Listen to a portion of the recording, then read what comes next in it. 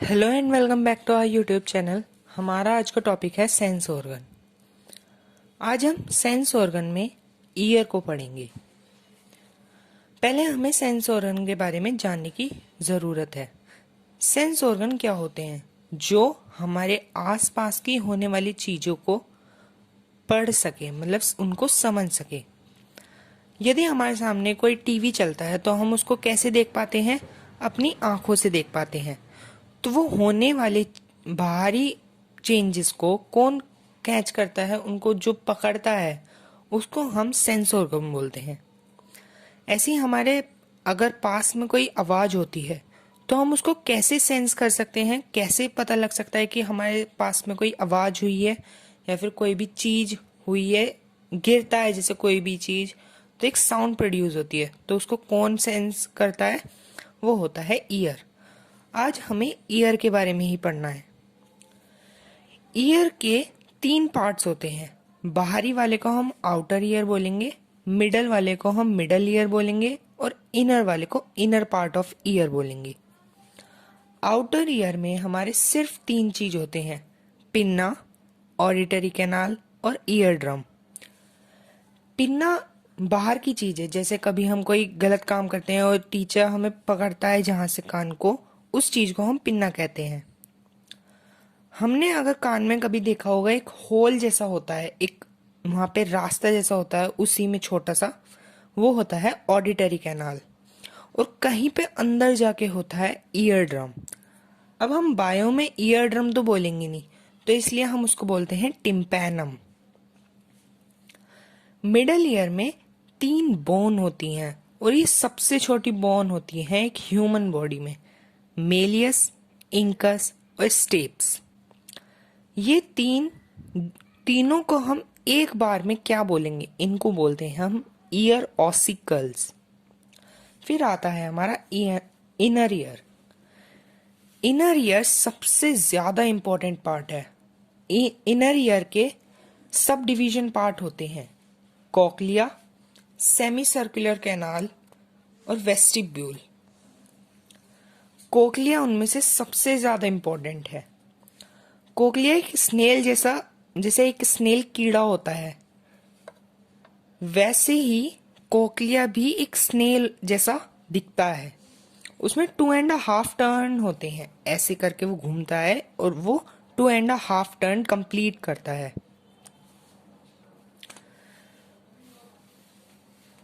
Cochlea कुछ ऐसा दिखता है। उसमें 3 कैनाल होते हैं: वेस्टिब्यूलर कैनाल, बीच में है इसलिए हम बोलेंगे मीडियन कैनाल, और तीसरा जो है वो है tympanal canal. Vestibule canal, median canal, tympanal canal. यहां पर एक होता है हेयर लाइक स्ट्रक्चर। अगर ईयर में कहीं पर बात होती है हेयर लाइक स्ट्रक्चर, तो हम बात कर रहे हैं ऑडिटरी नर्व फाइबर की। ये हमारे ईयर और ब्रेन को कनेक्ट करती है। अब ये जो मीडियन कैनाल है, अब यहाँ पे बोर्ड क्वेश्चन पूछता है कि मीडियन कैनाल में कौन सा फ्लूइड है। अब ये याद करने में बहुत दिक्कत होती है, तो इस कंफ्यूजन हो जाती है। तो मीडियन कैनाल में होता है एंडोलिम्फ। इसको याद कर सकते हैं M, M E, M for median canal, E for endolymph. एक याद रहेगा तो दूसरा याद करने में दिक्कत नहीं होगी। अब बीच वाले कैनाल में होता है एम ई, तो यहां पे होगा एंडोलिम्फ। अब जो बाकी के 2 कैनाल हैं, वेस्टिब्यूलर कैनाल और टिम्पैनल कैनाल, इसमें हमारा होगा पेरिलिम्फ। एक याद हो जाएगा तो दूसरा अपने आप होता है कि वेस्टिब्यूल कैनाल है और टिम्पैनल कैनाल है, तो दोनों में पेरिलिम्फ होगा। ये वेस्टिब्यूल कैनाल में भी पेरिलिम्फ और टिम्पैनल कैनाल में भी पेरिलिम्फ। अब जो सेंसरी सेल्स हमारे ईयर में प्रेजेंट होते हैं, बहुत इंपॉर्टेंट, उसको हम बोलते हैं ऑर्गन ऑफ कोर्टी। क्या बोलते हैं? Organ of Corti. ये है sensory cells, organ of Corti. ठीक है। अब ये जिस मेम्ब्रेन पे प्लेस होते हैं वो बोर्ड में आता है, उसको हम बोलते हैं बेसिलियर मेम्ब्रेन। बेसिलियर मेम्ब्रेन पर ही ऑर्गन ऑफ कोर्टी प्लेस्ड होते हैं। अब हमारा कोक्लिया हो गया, कोक्लिया में इतना ही इंपॉर्टेंट पार्ट था तो ये हो गया। अब हमारा है सेमी सर्कुलर कैनाल और वेस्टिब्यूल। ये कुछ ऐसा दिखता है, semi circular canal, semi circular canal, और ये है वेस्टिब्यूल। ये वाला पार्ट है वेस्टिब्यूल और ये है सेमी सर्कुलर कैनाल। ये 3 फ्लैप जैसे होते हैं, एक फ्लैप, दूसरा और तीसरा। ये हो जाएगा हमारा सेमी सर्कुलर कैनाल। ये कुछ इस तरीके से होता है, हॉरिजॉन्टल, ये वाला है हॉरिजॉन्टल, ये दोनों वर्टिकल रहते हैं। ये हमेशा हॉरिजॉन्टल रहेगा, ये हमेशा दोनों वर्टिकल इसके अटैच में खड़े रहेंगे। ठीक है, अब ये हॉरिजॉन्टल है और ये वर्टिकल है तो यहाँ पे बन जाता है 90 डिग्री का एंगल। तो हम कह सकते हैं कि ये तीनों अपने में ही परपेंडिकुलरली प्लेस्ड हैं। ये हो जाएगा वेस्टिब्यूल। ठीक है, अब ये किस काम आएंगे? जो वेस्टिब्यूल होता है वो हमारे स्टैटिक बैलेंस में काम आता है। ईयर सिर्फ हमें हियरिंग में ही काम नहीं आता, ईयर हमें बॉडी के बैलेंस में बहुत ज्यादा मदद करता है। अगर फंक्शन ऑफ ईयर पूछते हैं तो आपको लिखना होगा it helps in the balance of the body and in the hearing. तो वेस्टिब्यूल, जो वेस्टिब्यूल है वो हमारे स्टैटिक बैलेंस में मदद करता है। स्टैटिक बैलेंस का मतलब है अगर हमारी बॉडी मोशन में नहीं है, सीधी स्टिल खड़ी है, तो वहां पर उसमें भी हमें बैलेंस करना है, तो वो कौन करवाएगा? वो वेस्टिब्यूल करवाएगा। ये एमसीक्यू क्वेश्चन आएगा, बहुत इंपॉर्टेंट होता है। अब स्टैटिक तो हो गया, स्टैटिक हो गया, पर अगर हमारी बॉडी मोशन में है तो कौन हमें मदद करेगा बैलेंस में? वो करता है सेमी सर्कुलर कैनाल की एम्प्यूला। अब देखो, ये हमारा एक फ्लैप जो कि हॉरिजॉन्टल है, ये 2 फ्लैप वर्टिकल है। तो यहाँ पे जब ये एक दूसरे से अटैच होते हैं तो यहाँ पर एक मतलब स्वेलिंग लाइक होता है, जैसे फूल जाता है ना, जब ये दोनों एक दूसरे में अटैच होंगे तो यहाँ पे स्वेलिंग जैसा हो जाएगा। अटैच होते ही जो स्वेलिंग होगी उसको हम बोलेंगे एम्प्यूला। ठीक है, अब एम्प्यूला किस काम आएगा? वो आता है dynamic balance of the body के काम में। ठीक है, अब हम देखेंगे कि हम आखिर चीजों को सुनते कैसे हैं, हम हियरिंग कैसे करते हैं। अगर हमारे सामने पास में कोई आवाज होती है तो हम उसको, वो हमारे कैसे परसीव हो पाता है वो चीज, उसका पूरा प्रोसेस यहां पर है। ये रहा हियरिंग। सबसे पहले मानो एक ड्रम है, तो ड्रम पे किसी ने बीट किया, वो वाइब्रेट होगा, वहां पे वाइब्रेशन बनेंगे। अब उसके सराउंडिंग में फिर वाइब्रेशन पास हो जाएंगे, फिर वो हमारे ईयर के पास में आ जाएंगे। तो अब हमारा मेन प्रोसेस शुरू होता है।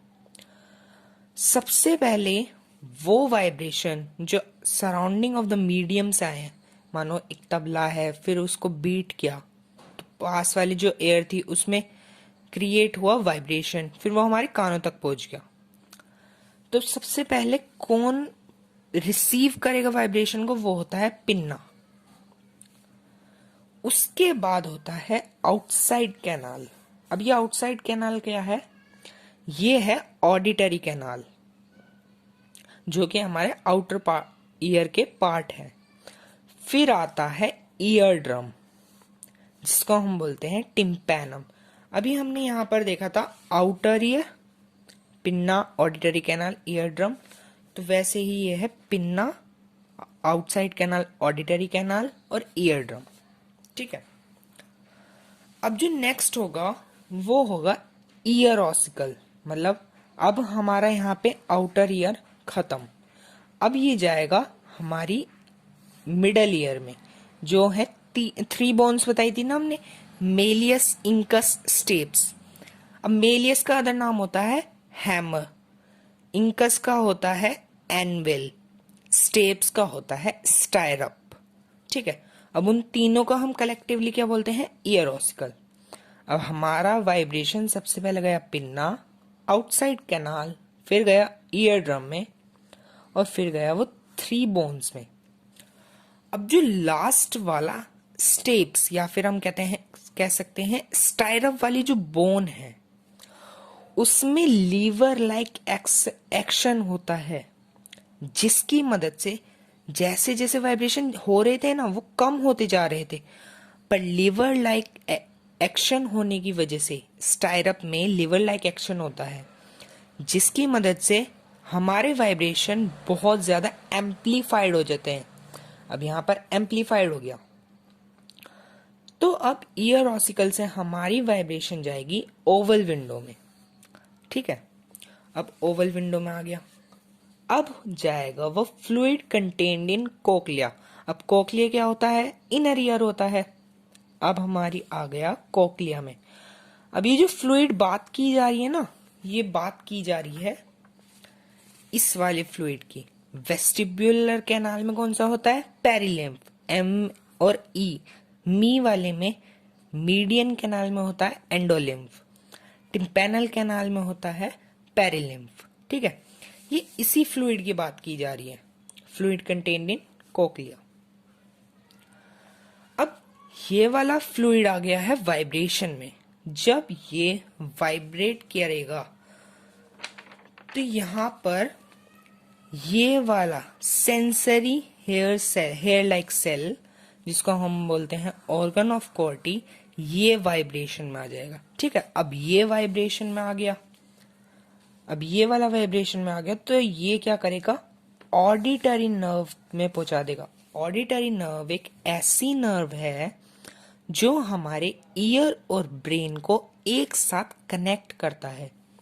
ठीक है, अब ये पहुंच गया ऑडिटरी नर्व में, बहुत बढ़िया। अब हम इसको पिक्चर्स की मदद से समझेंगे। सबसे पहले हमारा वाइब्रेशन, यहाँ पे मानो एक सोर्स ऑफ अ साउंड है, लेट अस से ड्रम है, तबला है।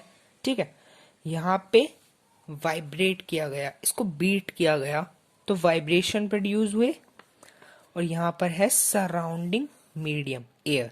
अब ये हमारे ईयर तक पहुंच गया। सबसे पहले मैंने बताया था ना पिन्ना, ये होता है पिन्ना, पहले पिन्ना में आ गया, फिर आएगा आउटसाइड कैनाल या फिर हम बोल सकते हैं ऑडिटरी कैनाल। अभी आ गया ऑडिटरी कैनाल में। अब ऑडिटरी कैनाल में आने के बाद ये जाएगा ईयर ड्रम, जिसको हम बोलते हैं टिम्पैनम। अब ये टिम्पैनम में आ गया, फिर कहाँ जाएगा? 3 बोन, जिसको हम बोलते हैं ईयर ऑसिकल्स, मेलियस, इंकस और स्टेप्स, सबसे छोटी वाली बोन। ठीक है, अब स्टेप्स का लीवर लाइक एक्शन होना हमारे वाइब्रेशन को क्या करेगा? एम्पलीफाई कर देगा, वाइब्रेशन तेज हो जाएंगी। उसके बाद वाइब्रेशन कहाँ जाएगा? ओवल विंडो में, ये मेलियस, इंकस और स्टेप्स, फिर यहां पे जाएगा ओवल विंडो में। ठीक है, ये आ गया ओवल विंडो में। अब ओवल विंडो में आने के बाद सबसे ज्यादा मतलब क्या होगा? हमारा आ जाएगा इनर ईयर में। ठीक है, वहां पर होता है कोक्लिया, कोक्लिया में होता है फ्लूइड। अब वो फ्लूइड वाइब्रेशन में आ जाएगा। फ्लूइड वाइब्रेशन में आने के बाद वो हेयर लाइक प्रोसेस, क्या बोला था? ऑर्गन ऑफ कॉर्टी को दबाएगा, मतलब उसको वाइब्रेशन में ला देगा। अब वो वाइब्रेशन में आ गया तो कहाँ जाएगा? लास्ट पे आ जाता है ऑडिटरी नर्व। ऑडिटरी नर्व मतलब कि जो ईयर और ब्रेन को कनेक्ट करती है। अब हमारा जो वाइब्रेशन, जैसा भी high pitch, low pitch, high bass, low bass, कैसा भी वाइब्रेशन है, वो अब हमारी ऑडिटरी नर्व से जाएगा अब हमारे ब्रेन में। ये होता है पूरा हियरिंग का प्रोसेस। ये हियरिंग, ये वाली चीज काम आता है लॉजिकल सीक्वेंस में अरेंज करने के लिए। ये प्रोसेस समझ लेंगे तो लॉजिकल सीक्वेंस में लगाने में इजी होता है। अब एक फंक्शन तो हियरिंग हो गया, दूसरा फंक्शन होता है बैलेंसिंग। हमारा ईयर हमारी बॉडी को बैलेंस होने में कैसे मदद करता है? वो दो तरीके से मदद करता है। जब बॉडी हमारी स्टेबल है, मोशन में नहीं है, स्टैटिक में है। और दूसरा कब? जब हमारी बॉडी वर्किंग में है, बॉडी में मोशन प्रोड्यूस हो रहा है, चेंज ऑफ अ पोजीशन हो रही है, ठीक है, तब हम कहते हैं कि बॉडी डायनेमिक बैलेंस की जरूरत है। जब बॉडी मोशन में होगी, मोशन में बॉडी होगी तो उसको चाहिए होगा dynamic balance. Okay, dynamic balance. और जब नॉर्मल होगी, मतलब बॉडी मूवमेंट में नहीं है, तो स्टैटिक में है हमारी बॉडी, तो उस समय क्या चाहिए उसको? Static balance. ओके। अब क्या होता है, मानो कभी हम जैसे घूमते हैं बहुत, एक वो होता है ना झूला जिसपे खड़े हो जाते हैं और दूसरे वाला घुमाता है हमारा फ्रेंड, तो उसमें चक्कर आने लग जाते हैं थोड़ी देर में। वो ऐसा क्यों होता है? मानो हम उसी जगह पर खड़े हैं या फिर हम कुछ खेल रहे हैं जिसमें हमें बार बार घूमना पड़ रहा है, तो क्या होगा जब हम घूमते हैं तब हमारे साथ हमारी ईयर में प्रेजेंट होने वाला फ्लूइड, कोक्लिया में प्रेजेंट होने वाला फ्लूइड, जिसको हम कहते हैं पेरिलिम्फ और एंडोलिम्फ, जब हम घूमते हैं तो पेरिलिम्फ और एंडोलिम्फ भी मोशन में आ जाते हैं। अब मानो वो तो मोशन में आ गए, अब जब वो मोशन में आ जाएंगे तो वो क्या करेंगे? मोशन में आने के बाद वो सेंसरी हेयर लाइक सेल, मतलब ऑर्गन ऑफ कॉर्टी को प्रेस करते हैं। अब प्रेस करेंगे, अब मानो हम अब हम नहीं घूम रहे, अब हम सीधे खड़े हैं, पर हमारे कोक्लिया में प्रेजेंट होने वाला फ्लूइड कभी रुकता नहीं है। हम रुक गए पर फ्लूइड नहीं रुका, तो वो क्या करता है? Sensory hair like cell organ of Corti को प्रेस करता रहेगा, जिसकी मदद से ऑडिटरी नर्व से वो सेंसेशन हमारे ब्रेन में जाएगी, जिसकी मदद से हमें चक्कर आते हैं। ठीक है, अब एक बार देख लेते हैं कौन डायनेमिक बैलेंस में मदद करता है और कौन स्टैटिक बैलेंस में मदद करता है। Sensory cells present in the semi circular canal, बताया था ना, सेमी सर्कुलर कैनाल हमें मदद करता है डायनेमिक बैलेंस में। और वेस्टिब्यूल VS वर्सेस वाला सुना है? अब जैसे IPL चले हैं अभी, तो Chennai super Kings versus Mumbai Indians, ऐसे होता है ना, तो VS वर्सेस, वही वाला वर्सेस से याद कर सकते हैं, वेस्टिब्यूल और स्टैटिक बैलेंस। तो ऐसे करके हमें एक कोड मिल गया, निमोनिक मिल गया कि VS वेस्टिब्यूल है तो हमें स्टैटिक लगाना है। ये MCQ में आएंगे, पक्का आएंगे। और ये जब हम पूरा सिलेबस पढ़ते हैं क्लास 10th का, तो ये बहुत ज्यादा मिसमैच हो जाता है, बहुत सारी चीजें याद नहीं रहती, तो ये छोटे छोटे क्वेश्चंस बनते हैं बोर्ड में। तो ऐसे अगर निमोनिक से याद करोगे तो वो भूलने में भी वक्त लेगा, वो भूलने में नहीं हो पाएगा, तो याद रह जाएंगे। जैसे वेस्टिब्यूल है तो स्टैटिक बैलेंस है, मीडियन कैनाल ऑफ कोक्लिया है, अगर आपने ME से याद कराया तो आपको याद आएगा एंडोलिम्फ। तो ऐसे याद करने की कोशिश करें। और अगर आपको आइज का भी पढ़ना है एज अ सेंस ऑर्गन, तो आप प्लीज कमेंट में बताएं। Thank you.